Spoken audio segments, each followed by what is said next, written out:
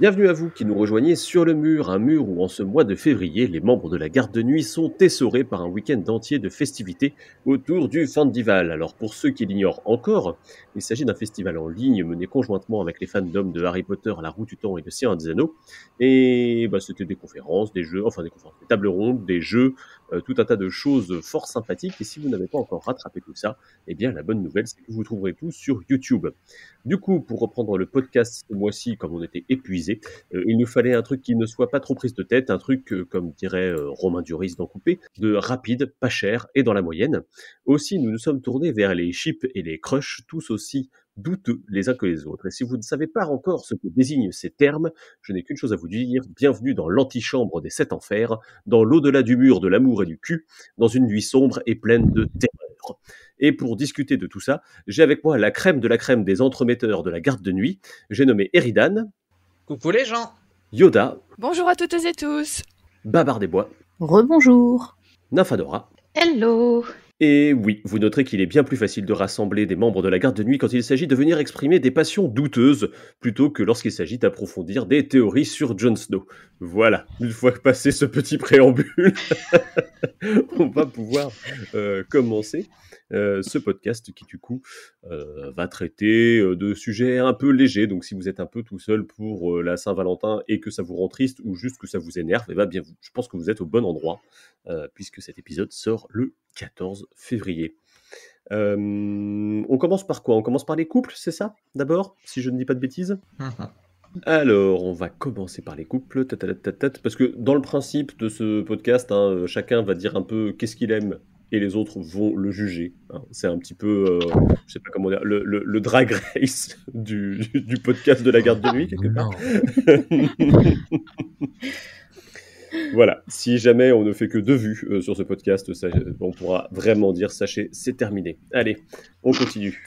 Je suis en roue libre, je suis fatigué, ça ne va pas du tout. Mais si, ça va très bien. Alors, tiens, on va commencer par Eridan. Eridan, quel est ton couple préféré dans la saga ? C'est compliqué de trouver un couple qui soit parfaitement équilibré dans la saga. En fait, j'aurais tendance à dire que ça n'existe pas. Parce que on parle quand même essentiellement de nobles avec des rapports de pouvoir qui sont compliqués entre eux, avec très souvent des mariages arrangés, avec très très souvent des écarts d'âge mouse costauds. Et du coup, j'ai eu du mal à trouver un couple pour lequel j'avais vraiment de l'affinité ou une forme de passion ou quoi que ce soit. Il y en a quand même 2 que j'aime bien et qui suivent un petit peu le même schéma. C'est Doran Martell et Melario de Norvos ou Viserys II et Lara Rogar de Lys. Donc ce sont des princes westriens qui vont rencontrer des beautés orientales dont ils vont tomber amoureux et avec lesquelles ils vont se marier et avoir des enfants. Et ça, c'est le début de l'histoire et c'est l'histoire vue par ces princes-là, mais en réalité, ce sont des histoires généralement qui vont tourner relativement mal parce que dans un cas comme dans l'autre, les princesses orientales sont obligées de venir vivre auprès des princes westriens et elles se sentent pas bien, elles se sentent loin de chez elles, elles sont très certainement en butte à la xénophobie ambiante et du coup, au bout d'un moment, elles finissent par tout abandonner, leur famille, leurs enfants pour retourner sur leur terre d'origine. C'est des histoires qui sont pas forcément très rigolotes, mais qui me touchent relativement et du coup, je pense que ces 2-là sont un petit peu mon couple type préféré chez Martin. Voilà. Donc ça c'était pour Eridan. Attention, je préfère prévenir, on va passer à Babar. Alors Babar, qu'est-ce que tu nous as concocté ? Pour ce qui est des couples, ça va. C'est le warning, il est à mettre un peu plus loin en fait. Voilà. Mais ceci dit, je note que Eridan, ses crushs viennent de, ses couples préférés viennent de Feu et Sang quand même. Je tiens à le signaler, pas dans la saga principale. Voilà. Donc très bien, parfait pour la signature. Mais s'ils sont mentionnés dans un dialogue de la saga principale, ça marche, non ? C'est pas ça qu'on dit. Ceci dit, ouais, Doran et ouais, si ça marche. Mais bref, ça fait ce personnage très très secondaire quoi. Bon, ceci dit, je dis ça, mais les miens aussi, c'est des personnages secondaires. Donc, j'en ai... Alors, bon, je pense que le Kathleen Eddard fait partie des plus attendrissants, mais je vais le laisser. J'en avais deux, moi, qui m'avaient plutôt touchée au moment de ma lecture. Le premier, c'est celui entre Asha Greyjoy et Carl Pucel. Qui je trouve est un des rares couples qui ont l'air d'être heureux ensemble. Voilà, on les voit. Alors, ils ont une scène ensemble, c'est tout, avant de se faire arrêter et trimballer au fond de l'hiver. Donc, je pense qu'un des deux ne va pas y survivre. Mais ils ont eu leur petit moment, voilà, ensemble à Motte-la-Forêt, bon, qui n'est pas toujours écrit de façon très, comment dire, safe par Martin, mais en tout cas, voilà, on sent que ce sont deux personnages qui tiennent l'un à l'autre, qui sont pas forcément issus de la même classe sociale, on va dire, mais on sent en tout cas, parce qu'on est du point de vue d'Asha, on sent qu'il y a un attachement, en tout cas vraiment de sa part à elle. Et le deuxième, alors cette fois-ci, on n'a pas du tout leur point de vue, mais on l'a par les autres, c'est entre Loras et Renly. Amour tragique là aussi, puisque Renly ne survit pas très très très longtemps.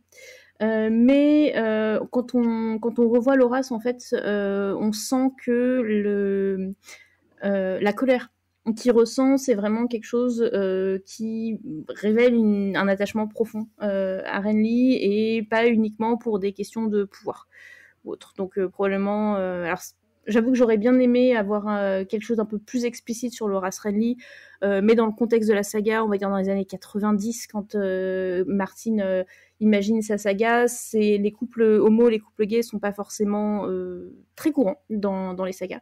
Et le fait qu'il en mette un, alors même si c'est très très caché et que il faut quand même relire plusieurs fois pour s'en rendre compte, on est quand même sur quelque chose qui fait un peu du bien de voir une vraie histoire d'amour gay qui se résume pas uniquement au côté sexuel, ce qui fait que ça m'a touchée. Voilà.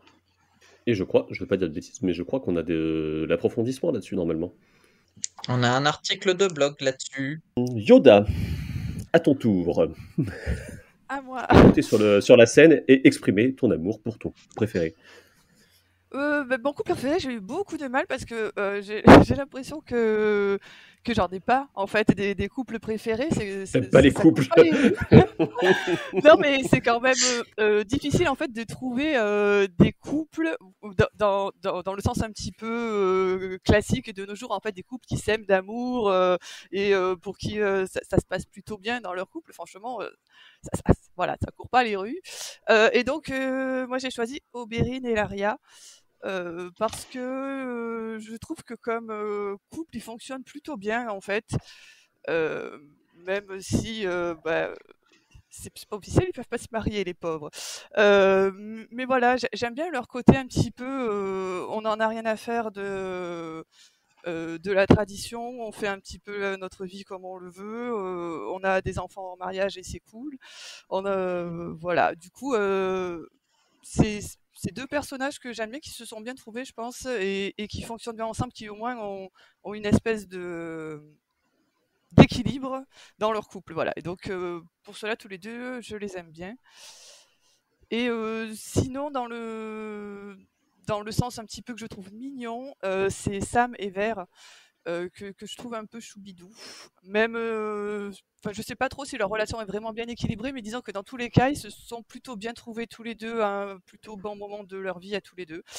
Et du coup, c'est plutôt sympa de voir deux personnages qui au moins arrivent à se soutenir, en fait, dans les épreuves, à avancer un petit peu, à tout le moins, avoir une bonne alchimie et réussir à braver les épreuves bras dessus, bras dessous, tant bien que mal, pour aller jusqu'où, pour l'instant, nous l'ignorons. La suite est dans le prochain livre. Et toi, Nymphadora, quel couple tu as choisi ? Eh ben moi, un peu par défaut, j'ai choisi Kathleen et Ned. On a pas marre de parler des Stark. Bah ouais, mais non, mais en fait le truc c'est que un peu comme Eridan et comme Yoda, j'ai beaucoup de mal à trouver un couple favori parce que il y a quand même vraiment très peu de relations vraiment saines. Moi, j'aime les couples où les deux personnes se portent l'un l'autre, se respectent mutuellement. Je n'aime pas spécialement les amours adolescentes, genre Laura Renly, ils peuvent être très mignons, mais enfin bon, ils ont 12 ans. Non, ils ont plus. C'est 16 et 20, mais Ils bon, ont d'accord, 12 ans. admettons. Ils sont tout petits, quoi. C'est un peu comme Liana Raegar. Allez, vas-y, c'est de l'histoire d'amour tragique, mais tragique pour faire du tragique, où tu sens que globalement ils sont dans la passion, mais ils sont clairement pas dans l'approfondissement d'une relation suivie et amicale et dans le respect mutuel et dans un couple qui fonctionne, quoi. Et du coup, c'est pas spécialement des schémas de couple qui m'intéressent. Donc, il y en a pas beaucoup des couples comme j'aime bien. Et par défaut, j'ai pris Kathleen et Ned qui ont au moins ce respect mutuel et un amour qui est venu sur le long terme, en fait. Donc voilà, c'est déjà quelque chose d'important parce que j'ai quand même l'impression que la plupart de ces couples, ils se déchirent très vite, et donc globalement c'est terriblement malsain, quoi. Donc au moins Kat et Ned, ça tient et c'est déjà pas si mal, quoi. Après, de temps en temps, c'est pas leur faute et il y a des morts violentes. Bon. Qui Voilà. aurait pu prévoir? Un couple qui est lié jusque dans la mort, finalement. Après, pour la défense de Loras et Renly, ils sont gays, ils peuvent pas faire un couple genre officiel et tout ça. Donc peut-être que ça se trouve, si on avait le point de vue de l'un des deux, on aurait peut-être un truc un peu plus approfondi. Ouais, mais bon, ils se connaissent pas depuis si longtemps que ça, et tu le vois que Loras, il est quand même vraiment dans un schéma de drama, complètement de drama queen, quoi. Oh mon Dieu, mon amour est mort. Oh mon Dieu. Enfin, il en fait des tonnes et des tonnes et des tonnes, mais enfin, on sent quand même vraiment cette espèce de côté très Roméo et Juliette, et très passionné, mais pas vraiment construit, quoi. C'est compliqué, l'amour. Oui, c'est ça. Oui, non, après, c'est vrai qu'ils sont jeunes, quoi. C'est clair que par rapport à d'autres... Bon, Kat et Ned, par exemple, c'est la relation que tu vois le plus, finalement. Enfin, en tout cas, dans le premier tome, et même dans le deuxième. Même dans le troisième, parce que Kathleen, elle est là longtemps, quand même. Et il y a quand même ce côté couple qui a réussi à déjouer les codes de l'univers dans lequel il est, quoi. Mais fait un peu figure d'exception. De ce point de vue-là, l'un des rares qui, effectivement, parmi ceux qu'on a cités, en tout cas, peut leur tenir le menton, c'est celui qu'a cité Yoda, à savoir Oberyn et Laria. Eux aussi, ils ont plusieurs enfants. Eux aussi, ils s'inscrivent dans la durée. Eux, en plus de ça, c'est consenti de part et d'autre, c'est-à-dire que l'un comme l'autre pourrait décider de mettre fin à la relation. C'est peut-être plus compliqué pour Ellaria parce qu'elle a quand même un statut en dessous, mais c'est peut-être l'un des plus stables également, à côté de celui de Kat et Ned. Après, il y a stable et stable, parce que Jaime et Cersei aussi, ils sont stables. C'est pas pour ça que c'est pas bon. Oui, mais eux, ils ont d'autres problèmes. C'est un peu plus compliqué de ce côté-là. Et si on veut quand même critiquer un petit peu Kat et Ned pour ne pas rester dans une adoration béate, et je sais qu'on tient tous à ça, c'est quand même un mariage arrangé de base et une union politique à l'origine. Donc, ils ont réussi à déjouer le truc, et tant mieux. Mais est-ce que c'est pas aussi parce que Kathleen a été dressée toute sa vie à s'entendre dire famille, devoir, honneur? Bon, à partir du moment où toute ton éducation se résume à ces 3 mots, on t'a choisi un mari, c'est difficile de passer outre, quoi, tout simplement. Bon, Lisa y arrive, mais est-ce qu'on a envie de suivre l'exemple de Lisa Tully? Pas vraiment. Je comprends pas que t'aies pas mis Lisa et Pétir comme couple préféré. Vraiment, c'est... Vraiment, c'est une surprise. Personne ne comprend. Et après, les histoires d'amour, en fait, sont quand même très compliquées sur des personnes qui ont un certain statut social, pour desquelles on attend en fait des mariages politiques arrangés, quoi. Et à partir du moment où ils s'en écartent, c'est presque catastrophe sur catastrophe. C'est un peu ce qui se passe avec les enfants des Gone 5, finalement, qui, eux, se marient par amour, et on voit que derrière, ça a été catastrophique, en fait. Enfin, catastrophique. Voilà. Bah, il y a même, moi je pensais à tout simplement, tu prends la relation, parce qu'on en a parlé le mois dernier, de John avec Ygritte. En fait, c'est une relation qui de base ne devrait pas Bien sûr. exister d'un point de vue pas légal, mais en tout cas, John s'étant engagé d'un point de vue du mur avec ses vœux. Normalement, il y a peu de chances qu'il rencontre quelqu'un et qu'il fasse sa vie avec, et que ce soit possible en tout cas. Donc peut-être heureusement pour lui, ça s'arrête à temps, quoi. Voilà, bah, moi si vous voulez tout savoir, j'avais noté Tormund et son ours, hein, donc bon voilà. Une relation qui s'inscrit dans la durée, qui est stable et librement consentie. Oui, tout à fait, Chris, bien sûr, on est en plein dedans. J'avais noté ça, ou alors j'avais noté, alors c'est pas vraiment un triangle amoureux, c'est plus une pointe de flèche, hein, mais j'avais noté le triangle feu noir, Aigracier, Freux Sanglant et chez Erasistar. Bon là on est vraiment sur du glamour et du drama, hein, pour le coup, on n'est pas vraiment au rayon du couple sain, on va dire. Je pense qu'il y a de quoi faire 12 saisons d'amour, gloire et beauté avec ces trois-là. C'est ça. Et justement, puisqu'on commence à extrapoler un petit peu, on va pouvoir rentrer dans un autre domaine. On vient de passer un petit peu de temps sur ce qu'a écrit Martine dans le texte.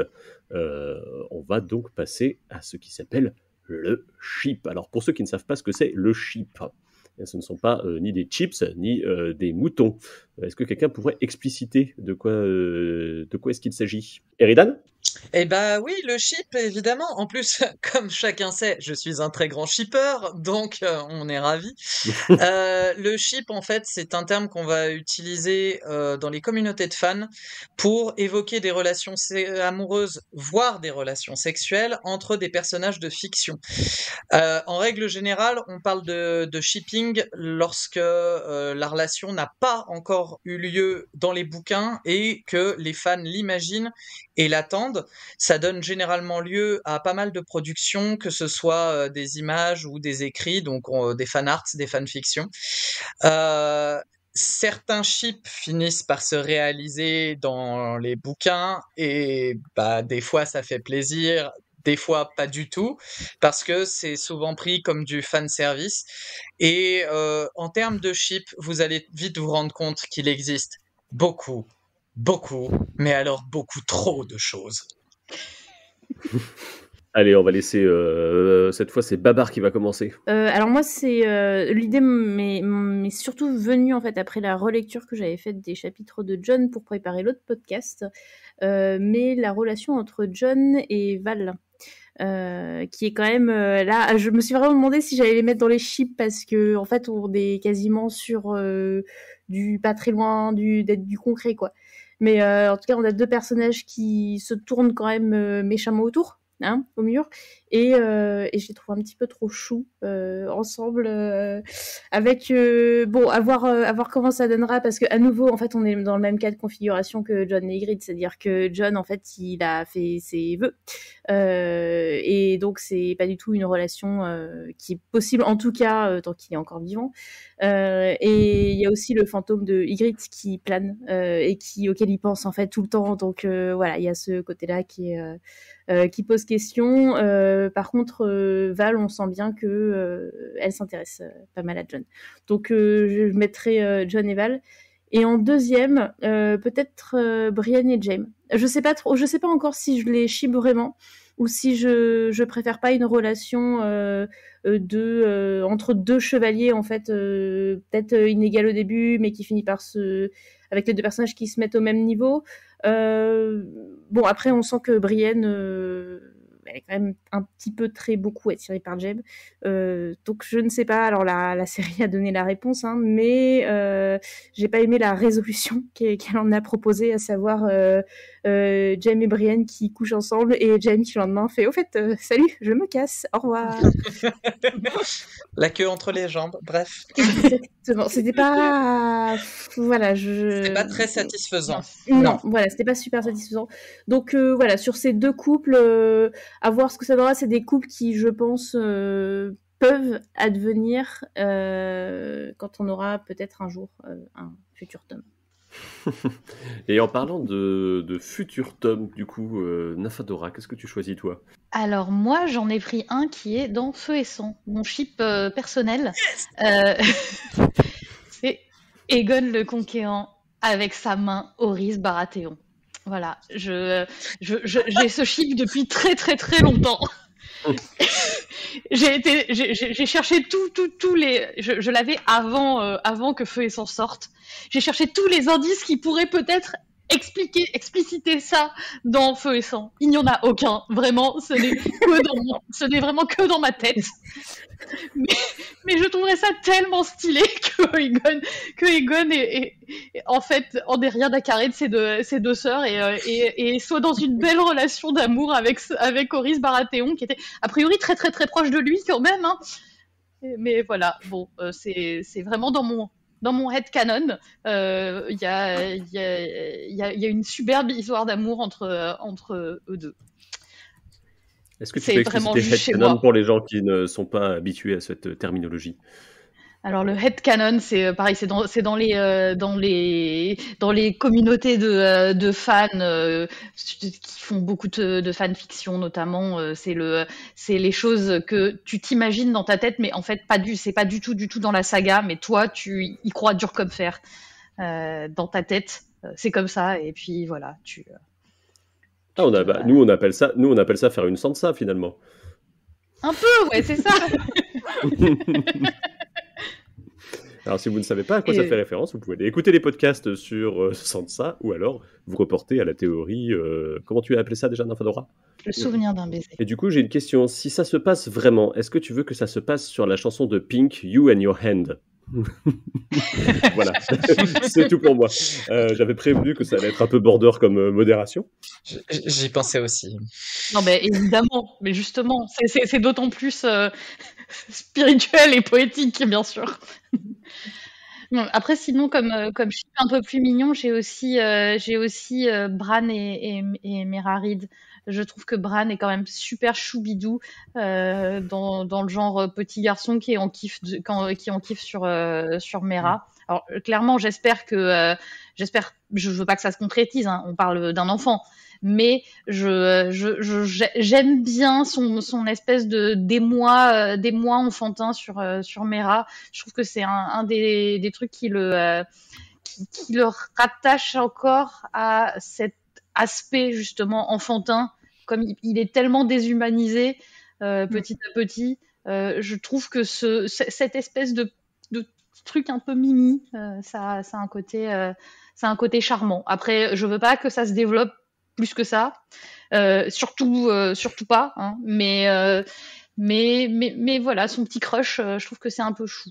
Eridan a un peu fait la moue à l'annonce de ce chip-là, je l'ai vu, puisque vous êtes en podcast, mais moi je le vois. Et tiens, tu vas prendre la parole pour ta peine. Pour la peine. Moi, je vais partir dans complètement autre chose au niveau des ships, parce que là, vous êtes tellement raisonnable.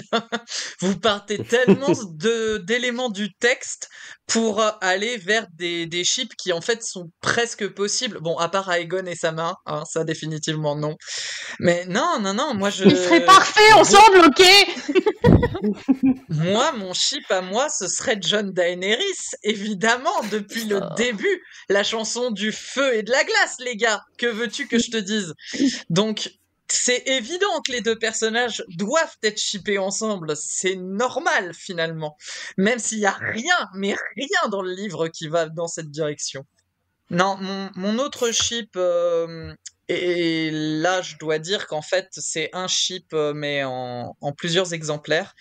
C'est tout ce qui tourne autour d'Aegon VI. Alors, si vous ne savez pas qui est Aegon VI, je vous invite à lire le dernier livre publié depuis bientôt 10 ans. Hein, donc, vous avez eu le temps de le lire, normalement. Il est shippé avec pas mal de personnages avec plus ou moins d'intérêt.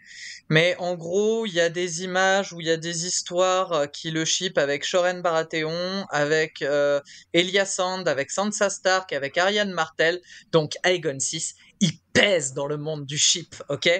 Et j'avoue que je suis assez intéressé par ce qui va devenir et du coup, à chaque fois que j'entends parler d'une histoire d'amour le concernant, je me dis ah ouais, pourquoi pas? Ah oui, ça ferait une résolution intéressante. Ah oui, ça pourrait être une évolution intéressante, etc. Donc je sais pas si je ship particulièrement, mais en tout cas, ça éveille mon intérêt. Et toi, Yoda, quel est ton ship le plus choupi? Oh, c'est très très très traditionnel, très. Et puis moi je rejoins un peu Babar. Moi j'aime bien Brienne, Jamie, Brienne, Jamie. Pas forcément tant que ça sur un point amoureux, mais j'aime bien la relation un petit peu entre eux et du coup c'est un peu mon chip amical, mon chip élevons-nous ensemble un petit peu vers une vie meilleure, parce que c'est deux personnages que je trouve grandissent un petit peu ensemble. Brienne qui ouvre un petit peu son esprit, je trouve, en côtoyant Jamie. Et Jem qui devient un peu plus sympathique en fait, et qui en fait tout son parcours avec Brienne rend le personnage beaucoup plus sympathique et rend le personnage beaucoup plus attachant. Et en fait je trouve qu'à eux deux ensemble en fait c'est un couple qui fonctionne bien. Est-ce que j'ai vraiment envie qu'ils concluent? Pas forcément, mais en tout cas au niveau au moins amical, c'est un joli petit chip mignon et choupi. Un body chip. Un chip. Et toi, Chris, du coup, est-ce que tu avais un ship favori? Moi, comme j'ai bien bossé, j'ai pas du tout eu d'idée. Et à un moment, je me suis dit, bon, si, je crois que quand j'étais plutôt, on va dire, quand j'ai lu ça, quand j'étais ado, je pense que il devait y avoir des trucs, le petit Dane avec Arya ou des trucs comme ça, tu vois. Ouais, tout à fait. Voilà. Edric Dane Voilà. avec Arya Stark. Ils se parlent une fois ou deux dans le bouquin et partant c'est de là, ça. t'as beaucoup de choses qui ont été construites. Voilà, c'est ça. Donc il y a des petits trucs comme ça. Bon, tu peux remplacer par Podrick Payne aussi, je pense. Hein, ça peut marcher aussi. Enfin bon, il y a tout un tas d'options à ce niveau-là. J'avais pas pensé à des trucs particulièrement, on va dire. On peut parler des Bracken et des Nerboss, mais on va rentrer dans une autre phase, je pense, du coup. On va rentrer dans des choses plus dark, finalement, plus sombres. On va passer au chip le plus douteux. En tout cas, c'est comme ça qu'on a baptisé la section. Et je vais repasser la parole à Eridan pour les définitions, puisque c'est lui qui est en rouge sur mon conducteur. C'était pas prévu, mais disons que, ouais, je disais tout à l'heure que des ships, il y en a vraiment beaucoup, beaucoup, beaucoup, mais il y en a aussi trop. Et dans le monde des ships, il y en a quelques-uns qui sont des fois pas forcément très compréhensibles et des fois un peu dérangeants quand même. Alors ça existe dans tous les fandoms, hein, Harry Potter notamment est très bien servi de ce point de vue-là, mais nous aussi on a quand même quelques pépites. Est-ce que on pourrait pas commencer par Babar? Est-ce que tu as un ship que tu trouves douteux? Ah oui, lui, il lance les pierres tout de suite, quoi. Juste pour préciser, nous, on n'en est pas au stade où on a Drago avec une armoire. Hein. Vraiment, voilà. La pomme. Pardon, avec Babar, sa pomme. je te rends la... Ah non, mais t'inquiète, il y a pas de souci. Alors moi, il y a un ship que je trouve bien sale. C'est celui entre Jorah Mormont et Daenerys. Alors c'est un petit peu supporté par la série parce qu'on a un Jorah Mormont qui est quand même un peu gentil et une relation entre les deux qui finit quand même par être plutôt saine sur la fin de la série, mais en fait c'est pas du tout le cas dans les bouquins où on a vraiment une relation mais cradouille quoi, avec un Jorah qui a quoi, il a 35-40 ans ou un truc dans le genre, et qui projette sur Daenerys 14 ans, son épouse enfuie et genre il l'embrasse de force. Enfin c'est horrible cette relation, c'est immonde, c'est voilà, c'est bon. Après déjà tout ce qui tourne autour des relations de Daenerys, bon, pose plus ou moins problème à plusieurs moments, mais bon là je trouve que c'est particulièrement malsain. Et en fait on voit bien dans Dance with Dragon que en fait Jorah c'est pas spécifiquement le bien de Daenerys qu'il veut, mais c'est vraiment l'emprise qu'il peut avoir sur elle. Et c'est quelque chose qui je trouve se voit bien au moment où Tyrion en fait le croise dans un bordel à Volantis et où en fait il a sur ses genoux une jeune fille avec les cheveux argentés qui ressemble à Daenerys. Bon, c'est pas du tout très très sain tout ça. Donc voilà, moi ça me met très très mal à l'aise, mais de toute façon tout ce qui tourne autour de Jorah et de cette relation avec Daenerys qui est de 20 ans, au moins 20 ans, voire 30 ans sa Benjamin. Et je trouve très malsaine. Il y en a un autre aussi qui est très populaire parmi les fans, c'est le Sansan.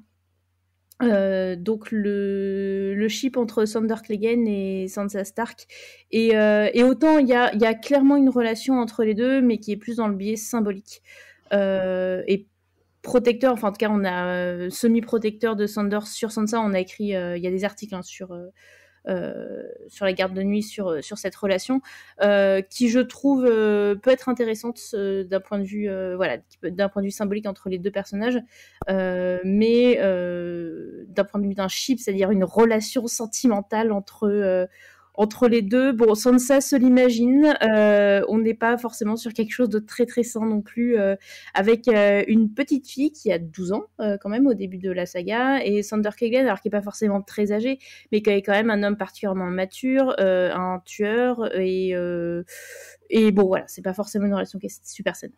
Bon, on a une spécialiste du Sansan ici, mais c'est pas là-dessus qu'elle voulait intervenir. Qu'est-ce que c'est ton ship douteux, toi, Nympha ?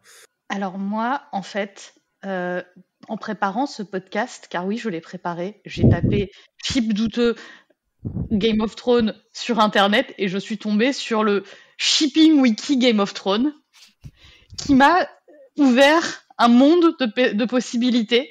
C'est-à-dire que vraiment, vraiment, oui, il y a trop de ships. C'est vraiment, c'est terrifiant. Je vous invite quand même à aller voir cette page. Vous découvrirez tout un nouveau monde. Mais donc, mes préférés, on va dire, enfin, les pires, quoi. J'ai quand même retenu Tysan, donc un ship entre Tywin Lannister et Sansa Stark. Déjà, avec Sandor, elle est déjà bien assez gratinée comme ça, la pauvre petite Sansa, laissez-la tranquille, quoi. Mais Tywin Lannister, quoi. Il y a vraiment des gens pour aller faire des fanfictions sur ces deux personnages, je ne comprends pas. Je pense que vraiment, on touche le fond du fond du fond. Nous avons aussi Jonis. Alors, Jonis, je l'aime bien pour son petit nom. C'est donc Jonis pour Jon et Stannis, qui effectivement me donne une jaunisse rien que d'y penser. je ne comprends pas non plus ce qui peut se passer dans la tête des gens pour se dire tiens, je vais écrire une fanfiction sur Jon et Stannis qui s'envoient en l'air. Ça n'a aucun sens. Voilà. Voilà. Non, vraiment, Et alors, on a quand même aussi le Mélise. Donc, pour Mélisandre et Célise. Pareil, c'est un peu le pendant de la jaunisse. Mais voilà, mais en plus j'adore parce qu'ils ont leur petit nom, tous ces petits chips, et ça me fait un peu triper, quoi. Un monde nouveau s'est ouvert à moi. Mais sinon, j'avais aussi le Drogost pour un amour au-delà du spirituel entre Ghost et Drogo. Je pense que, tu vois, on a dit que Daenerys et Jon étaient faits l'un pour l'autre, A Song of Ice and Fire, tout ça. Non, c'est pas Jon et Dany. C'est Drogon et Ghost, c'est eux la vraie Song of Ice and Fire. Moi, ce que ça m'évoque quand tu dis des trucs comme ça, c'est vraiment les bébés de l'âne et de la dragonne dans Shrek, quoi. J'ai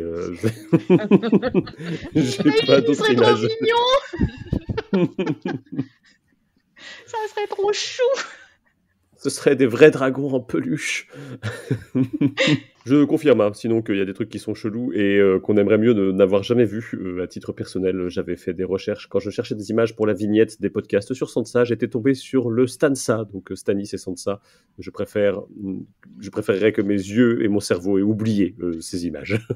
Qui m'amène à Eridan, finalement. Non, pas du tout. C'est juste une transition foireuse. Allez, pour toi, tiens, regarde, une patate chaude. Alors, moi, je sais pas si on peut qualifier ça de ship douteux, mais on va dire que à la fin de la première saison de House of the Dragon, j'ai vu passer énormément, mais alors énormément, d'images avec Lucerys Aemond. Certaines très correctes, où c'est simplement qu'on les montrait en train de se pardonner l'un à l'autre, sans doute une volonté cathartique de la part des artistes qui avaient dessiné ces images-là, et puis d'autres qui suggéraient quand même vraiment une relation affective, si c'était pas plus d'ailleurs. Et je dirais que ça concentre un petit peu tout ce que je peux ne pas trop aimer moi dans le ship, et qui fait que des fois je ne comprends pas.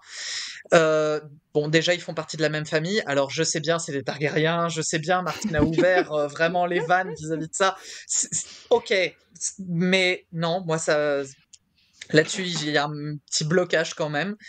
Il y a un écart d'âge qu'on ressent dans la série, mais qui n'est pas forcément dans les livres. Bon, dans les livres, Aemond a quand même 20 ans, Lucerys en a 15, c'est quand même pas tip top non plus. Et puis, surtout, c'est des ennemis, quoi. Moi, shipper ensemble des personnes qui ne peuvent pas se voir, et puis il y en a quand même un qui a tué l'autre. Enfin, je sais pas si c'est à prendre en compte dans une relation, non? Du coup, partant de là, j'avoue que j'ai un peu de mal avec ce couple-là, et je me dis, c'est dommage, les images, elles sont belles, c'est du talent qui est un peu gâché quelque part, ou... Enfin bon, bref. C'est un peu mon ship à moi que je trouve le plus douteux de tous ceux qu'on a pu citer. Après, c'est vrai que ceux qu'a trouvé Nymphadora étaient quand même clairement level up, quoi. C'était clairement au-dessus. Si vous voulez, je peux vous en proposer un, hein. C'est le Stronglin, hein. Robert Strong et Kathleen, hein. Mais Kathleen en version cœur de pierre, quoi. Alors, on va se mettre d'accord, tout ce qui implique Grégor Clegane est dégueulasse, de toute façon, hein. Partant de là... Bon, pour me faire pardonner, on va reparler de choupitude avec Yoda. Il n'y a pas trop de choupitude parce que je suis vraiment hyper open moi sur les ships. Je pars du principe qu'en fait, à partir du moment où t'as 2 ou plus persos qui sont majeurs et consentants, tu peux shipper ce que tu veux. Vraiment. Et le fait qu'ils soient ennemis, le fait qu'ils se soient jamais croisés dans la saga, le fait que ces 2 persos qui viennent carrément d'univers différents, c'est pas grave en fait. Moi je trouve ça fun. Enfin, je trouve ça très très fun. Et mais vraiment, je suis vraiment hyper ouverte. Les ships, je trouve ça très rigolo. Et je trouve que vraiment, il y a des gens qui écrivent des choses sur des couples qui n'ont rien à voir. Tu fais, en fait, des fois, tu te dis, écris carrément ton histoire, en fait, quoi, ça ira plus vite. Mais c'est pas grave. J'ai toujours trouvé ça fou, en fait, l'imagination de certaines personnes. Et à part vraiment des thèmes très spécifiques sur lesquels c'est non pour moi, en fait, c'est à partir du moment où il y a des enfants, c'est non. À partir du moment où les persos sont pas consentants, c'est non. Voilà. Le reste, moi vraiment, j'ai rien de douteux. Je pense que vraiment tu peux shipper qui tu veux avec qui tu veux, et avec qui tu veux, tu peux en mettre plusieurs, il y a pas de souci. Vraiment. Allez-y, régalez-vous les gens, faites ce que vous voulez. Après, c'est vrai que dans le Trône de Fer, on a quand même un certain nombre d'enfants en personnages principaux, donc ça aide pas. C'est ça, le nombre de chips sur Sansa, c'est terrifiant. Sansa, elle a 12 ans, quoi. C'est immonde. Et quand tu vois déjà ce qui se passe dans le bouquin avec Daenerys, c'est... Ouais. J'aurais été curieux, moi, de voir... on peut plus faire cette comparaison-là, mais tu sais, les ships avant l'arrivée de la série et après l'arrivée de la série. Oui. Histoire de voir si ça... Parce que le fait qu'il y a certainement l'effet, comme ils ont vieilli les personnages et que les acteurs sont quand même... ont l'air en tout cas d'être majeurs et vaccinés à la fin de la saison 8.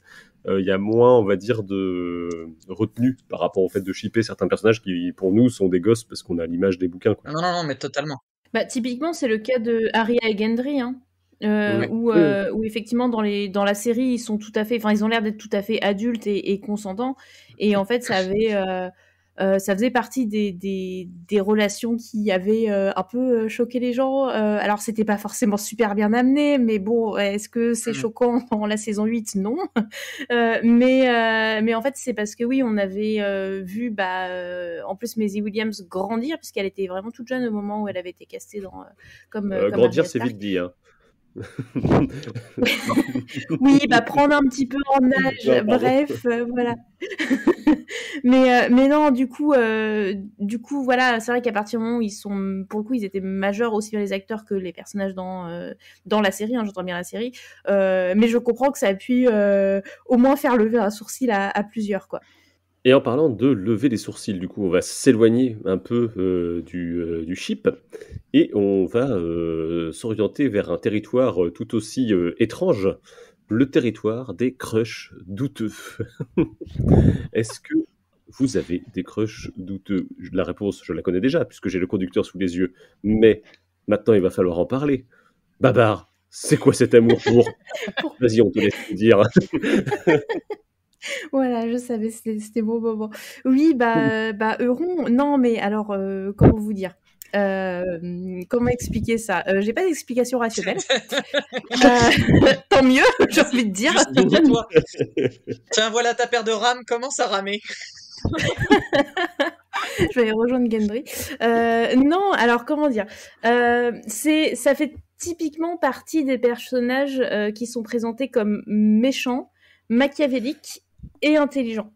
Et je trouve que c'est des personnages assez charismatiques. On n'en avait pas beaucoup vu en fait dans le Trône de Fer des comme ça, parce que par exemple Tywin est intelligent, mais il incarne pas spécifiquement le mal en fait. Il avance ses pions, alors il est hyper cynique et malsain, mais il n'y a pas le côté vraiment mauvais. Ramsay est mauvais. Après, est-ce qu'il est très intelligent? La question se pose quand même. Donc voilà, Euron, lui, il a les deux. En plus, ça fait partie des personnages qui sont introduits par le biais d'autres personnages. C'est-à-dire qu'on entend parler de Euron très tôt dans la saga et avec cette aura en fait de peur. C'est-à-dire que les personnages parlent de Euron en ayant peur, en ayant très peur.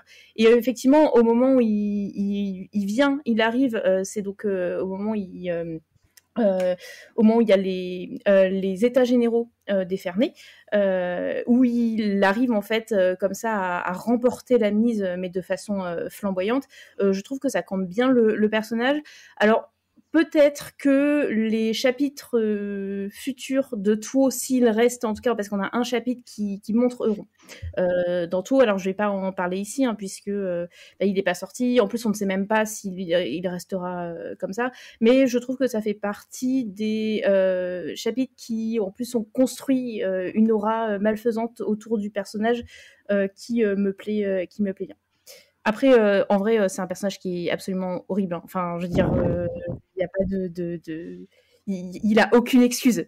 Voilà. Mais en personnage intelligent, méchant, vraiment incarnation du mal, je trouve que c'est un bon personnage et j'ai été cruellement déçue par son adaptation dans la série, où là, je pense que c'était une blague ou un pari raté. Enfin, je n'ai pas d'explication. Bon, il est mignon, Pilou. Ah non, mais j'ai rien contre l'acteur, hein. Mais juste, non, enfin, quand tes lignes de dialogue, c'est je vais te mettre un doigt dans le cul, enfin, pardon, non. On est dans la thématique. T'allais pleurer, Bon. je m'en vais. On va laisser Babar pleurer des larmes de sang et on va passer à Nymphadora. Alors moi, je vous avoue que j'ai eu beaucoup de mal. Déjà, je me suis pris une porte dans la tronche parce que j'ai réalisé que quand j'étais jeune, quand j'ai commencé la saga, je crois que je devais avoir quand même un petit crush sur Robb Stark parce que bon, bah Robb Stark, il était mimi, il était canon, il était honorable, tout ça. Et puis, mais bon, il avait 16 ans, mais moi j'en avais 14, donc ça va, tu vois. Là aujourd'hui, maintenant, je suis plus vieille que Ned Stark.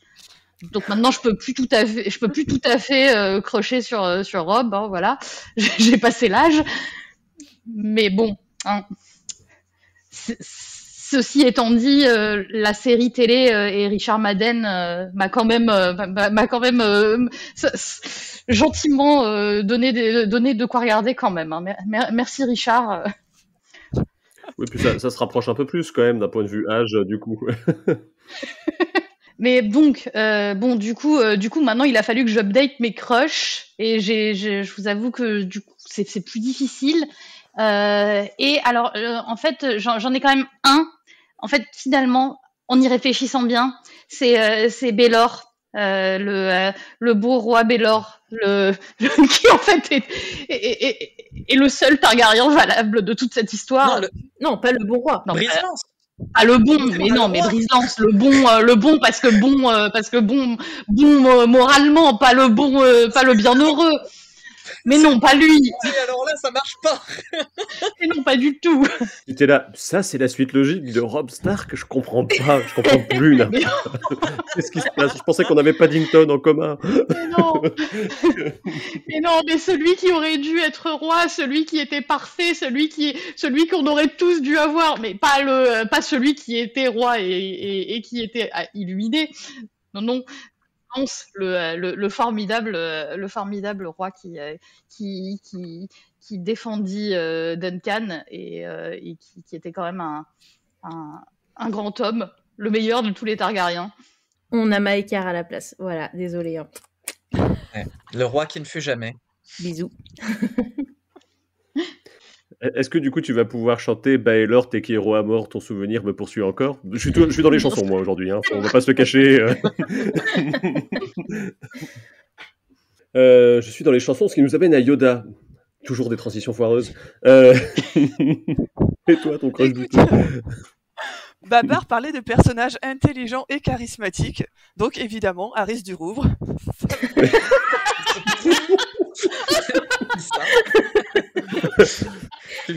C'est une angoisse ce podcast. J'espère que vous êtes avec nous et que vous ne pensez pas qu'on est ivre. Ce serait pas beaucoup pire, je pense. Vous auriez été super déçus si j'avais pas parlé d'Harris. Je le sais, je le sens. Est-ce que je peux faire un podcast sur mes crushs sans parler d'Harris? Absolument pas. Pourquoi j'aime bien Harris? Je n'ai pas de raison rationnelle pour bien aimer Harris. Voilà, écoute. Il existe. Est-ce qu'on peut présenter un peu le personnage quand même? Parce que c'est quand même du crush de niche, on va dire, à ce niveau-là. De niche. Plus ou moins que Maekar, je sais pas. Ce brave Harris, c'est un chevalier de la garde qui est envoyé à Dorne avec Myrcella pour la protéger. Donc un chevalier avec sa belle cape blanche et tout, qui doit donc ne pas coucher avec les gens, qui ne doit pas avoir d'enfants, qui est vraiment quelqu'un d'une probité à toute épreuve, c'est bien connu, et qui, une fois à Dorne, ne trouve rien de mieux que de coucher avec Arianne Martell. Voilà. Qui est quand même la princesse héritière. Voilà. Arianne Martell, princesse héritière. En même temps, pour le coup, c'est une relation consentie. Voilà, c'est déjà ça. Avec deux personnages majeurs. Oui. Donc voilà. Donc tout à fait shippable, et en fait un ship qui en plus se réalise. Voilà, un beau fan service. Merci Georges. Tout le monde rêvait de voir ce ship se réaliser. Voilà, non, honnêtement, il n'y a pas vraiment de raison rationnelle pour bien aimer Harris du Rouvre. Si ce n'est que moi, ce brave garçon me touche beaucoup. C'est peut-être mon âme qui aime les personnages choupis. Et pas vraiment choupi non plus, en fait. Mais donc voilà, laissez tomber. Il n'y a pas vraiment de bonnes raisons pour lesquelles j'aime bien Harris, à part que vraiment, je l'aime bien. Voilà. Mais du coup, Yoda, il y a un petit pattern qui se répète quand même, parce que bon, si vous avez suivi quand même les Twitch de la garde de nuit, vous savez que Criston Cole, c'est un peu sa cam aussi dans House of the Dragon. Tout à fait. Et alors, c'était très rigolo, c'est que avant que je lise Feu et Sang, on m'avait vendu Criston Cole comme étant Harris du Rouvre. Bon, alors en fait, pas du tout. Mais vraiment, on m'avait dit, tu vas voir, tu vas lire Feu et Sang, Criston Cole, c'est Harris du Rouvre. Écoutez, j'ai pas trouvé où, mais voilà, le fait est que, en effet, j'ai aussi un certain petit crush, peut-être un peu douteux, moi je trouve pas, hein, après tout. Totalement douteux. Sur Criston, qui dans les livres n'est pas stupide. Voilà, au moins déjà il y a ça. Voilà, on peut au moins lui dire ça. Charismatique, peut-être pas, mais au moins il n'est pas stupide.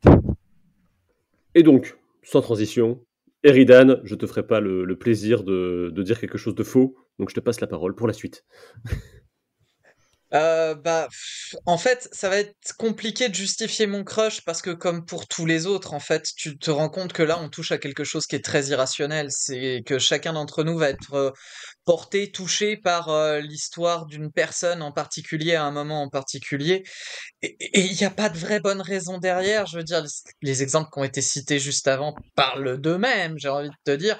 On est quand même sur un tueur psychopathe, un roi qui n'a jamais rien accompli, et un garde royal merdeux qui a trahi tous ses serments. Bon, qu'est-ce que je peux dire de plus derrière? Comment je peux surenchérir à ça?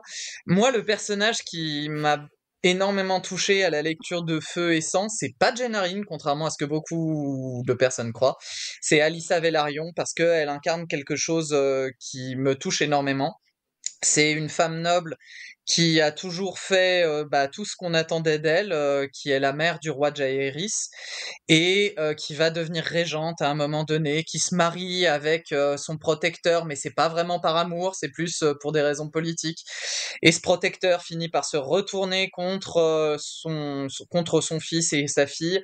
Et à ce moment-là, Alyssa Velaryon fait quelque chose qu'elle n'est pas censée faire, elle lui tient tête et elle le renvoie du conseil restreint. Et ce moment-là m'a énormément touché parce que c'est le moment où elle choisit de protéger ses enfants plutôt que d'accepter la domination de son époux sur elle.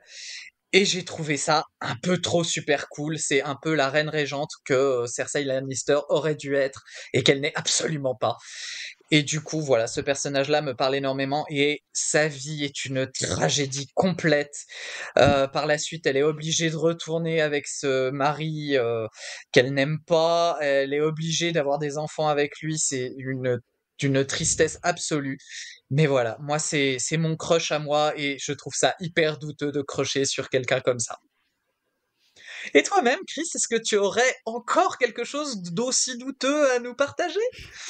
Non, je sais pas bien quoi répondre à cette catégorie. Le conflant, moi tout le conflant, voilà.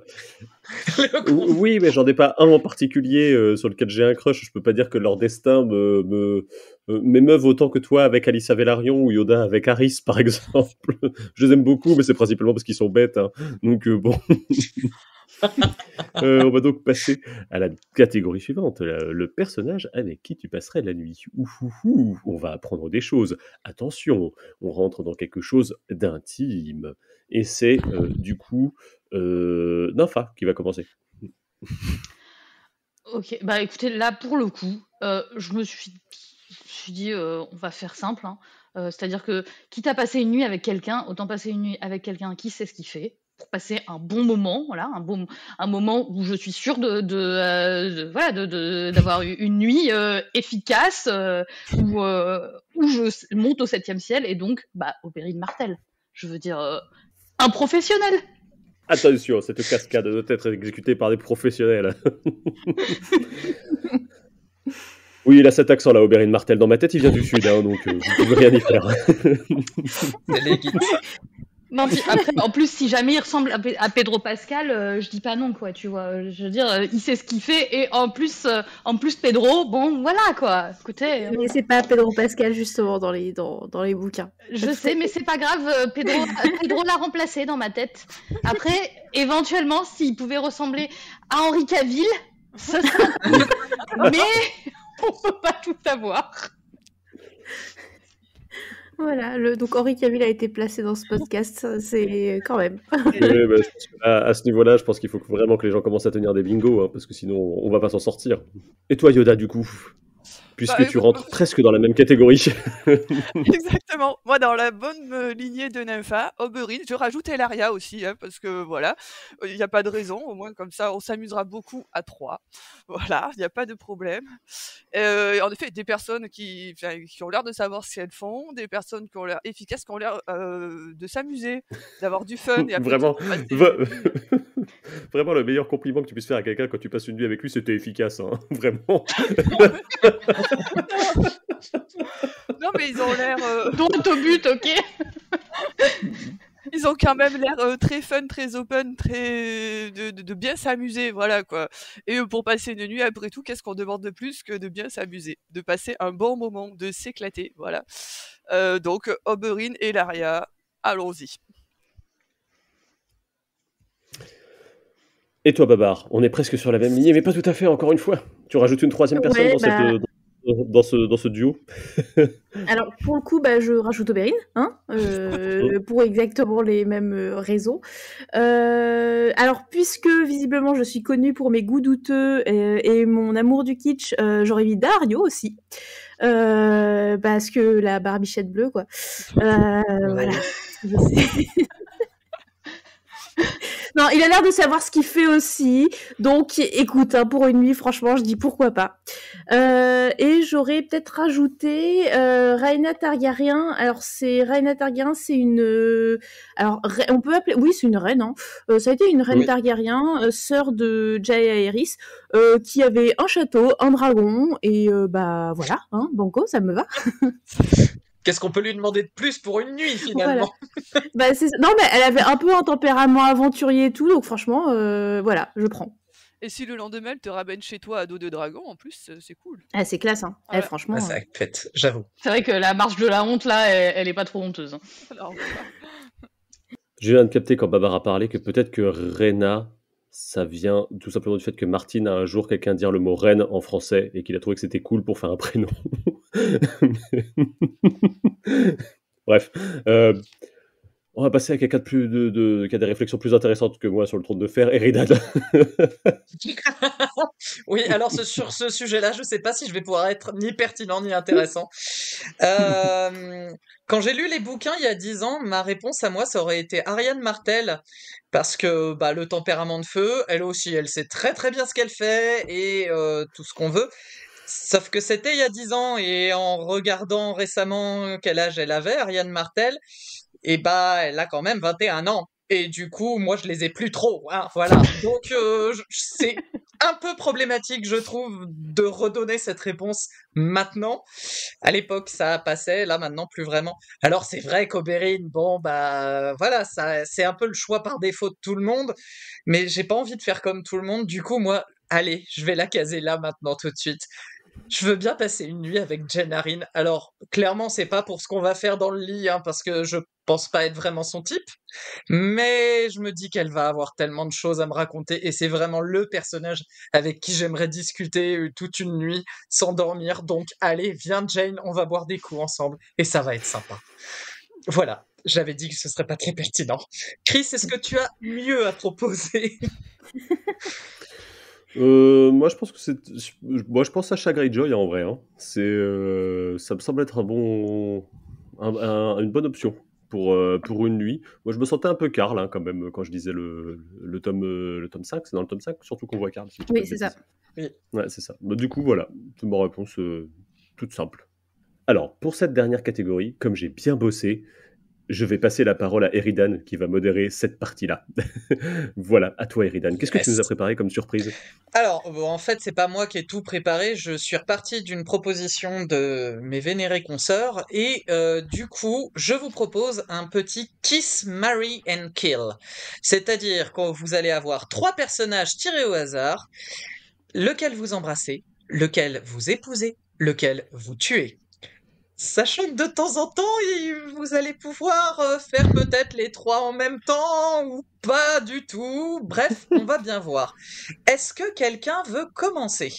Ok, Babar, tu seras ma première victime. Je lance le dé, et tu as les cadets qui sont trop forts. Entre Oberyn, Jaime et Sandor Clegane, lequel est-ce que tu embrasses, lequel tu épouses, lequel tu tues?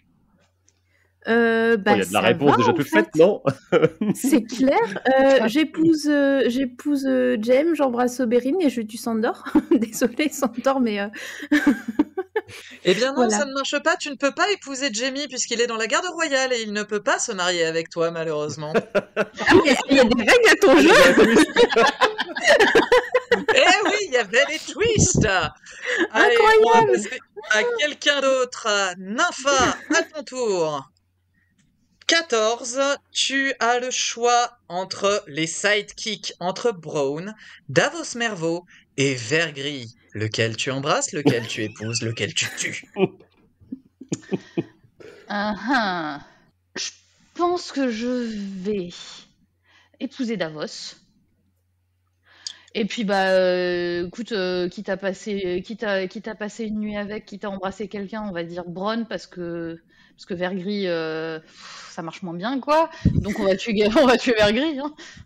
A priori, dans la série, Missandei, elle s'en est pas plainte de Vert-Gris. Hein. Ils arrivent à trouver Ouais, des c'est pas solutions, calme. tu vois. Et personnellement, Bronn, je lui ferais qu'à moitié confiance. Mais bon, c'est toi qui décides. Par contre, oui, on a effectivement, dit, Davos, c'est un on a truc dit juste là pour l'occasion. Hein, je me marie pas avec. Hein, attention, hein, c'est vraiment pas juste. faux. Après, C'est le vrai. problème de Bronn, moi, c'est les maladies. Prenez vos précautions, les gens. Prenez vos précautions. Je Ouais, c'est relance ça. le dé pour Chris. Et attention, cette fois-ci, nous allons dans la catégorie Fratrie Lannister. Oh bah là, tu vas te faire plaisir, mon Chris. Entre Cersei, Jaime et Tyrion, lequel tu embrasses, lequel tu épouses, lequel tu tues? Bah alors, avec ta règle, déjà, je peux pas épouser Jaime. Donc, j'ai pas le choix. Je vais devoir le tuer, Oh, parce qu'il faudrait que tu j'épouse peux, Cersei. tu peux tenter. Parce que... Et du coup, j'embrasse Tyrion. Parce que, du coup, si je tue Jaime, j'ai plus trop de concurrence auprès de Cersei. Du coup, je peux l'épouser. Peut-être je peux devenir roi. Et du coup, je tue Tyrion, parce qu'il est trop malin pour moi, tu vois. Et là, t'en as tué 2, là. Ah On pardon, a j'en ai tué tué deux, 2. ça marche Ah pas. oui. Ah non, j'embrasse Tyrion, mais on reste bons amis. C'est pareil, le fais plaisir gaffe aux de la maladies mission, aussi. Hein. C'est clair. Ouais, c'est pour ça que je reste au bisou, moi. C'est pas question de faire des enfants avec cet homme-là. Oui, c'est vrai que j'ai dit embrasser. Après, c'est vous qui voyez jusqu'où vous voulez embrasser la personne, hein, après tout. Yoda, à ton tour, je lance le dé. Et tu tombes sur les sauvageons entre Val, Mance Raider et Tormund Fléau d'Ogre. Qui est-ce que tu embrasses? Qui est-ce que tu épouses? Qui est-ce que tu tues? Oh là là, c'est dur. Je crois que j'embrasse Val. Je me marie avec Mance et je tue Tormund. Voilà. J'aurais fait exactement la même chose. Ouais. Écoute, Totalement. ouais, ça a l'air pas mal comme ça. C'était compliqué quand même parce que Tormund, le pop, c'est vache de le tuer quand même. Mais bon, voilà. Faut faire un choix dans la vie. On est d'accord que là, on en est au stade où moi, je vais en tirer un pour Eridan. Ah bah, Oui. C'est clair. Ouais, mais tu peux en tirer un pour moi, vas-y. Là, en plus, il y a des catégories, tu vas te faire plaisir. Alors, la catégorie pour Eridan, histoire quand même qu'il puisse jouer aussi, quoi. C'est son jeu, mais... Oh, c'est gentil. Les hommes mûrs, Valder Frey, Mestraemon, Faux Sanglant. C'est la catégorie que j'ai ajoutée au dernier moment. J'aurais jamais dû faire ça. Très bien. Je pense qu'il est assez évident que je tue Walder Frey. Hein. On va prendre tout de suite des bonnes précautions. Je ne peux épouser ni Mestremon ni Freux Sanglant, puisque de toute façon, ils sont tous les deux dans la garde de nuit, donc immariables. C'est bien dommage.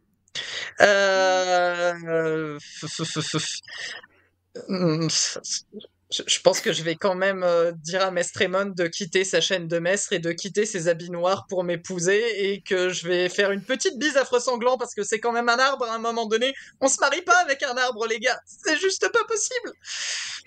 Voilà, c'est ma réponse. Eh bien voilà, c'est terminé pour ce podcast spécial Amourette, Crush, Chip et Saint-Valentin. Y a pas D'ailleurs, je me posais la question, il n'y a pas vraiment d'équivalent de fête des amoureux à Westeros, on est d'accord? Non. On a bossé notre sujet.